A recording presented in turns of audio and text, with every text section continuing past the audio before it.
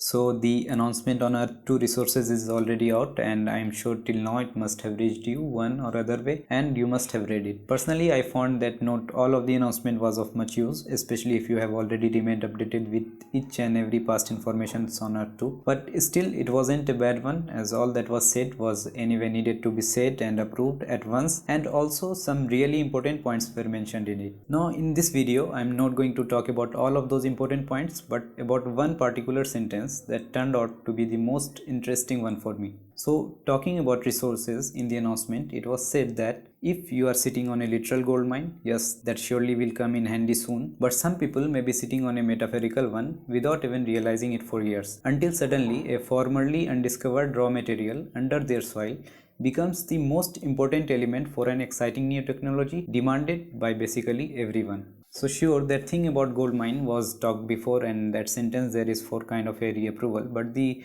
point about some undiscovered raw material is something new and something quite intriguing, and that can be either taken as just a random statement on possibilities on Earth 2, or on the other hand as some really interesting hint about some really valuable resource already decided to arrive on Earth 2. I may be overthinking, but I decided to go with the second one, and after giving some thoughts on it, I arrived at this conclusion. So as the sentence talks about a resource that is most important element for an exciting new technology, and at present we know there is one and only exciting technology that is going to be on Earth 2, that is teleportation, we can assume that the resource being talked here is something associated with teleportation. Now, from our basic understanding of teleportation developed by either watching sci-fi movies or maybe reading some interesting articles, we can say that two types of resources may be required in it. First being all kinds of metals and semi-metals and semiconductors for any electronic system if required, and second being some great source of energy, because teleportation should need lots of energy. But since the statement clearly says a formerly undiscovered raw material demanded by everyone, that is one material which is undiscovered and which will have enough impact on that exciting new technology that everyone will need it,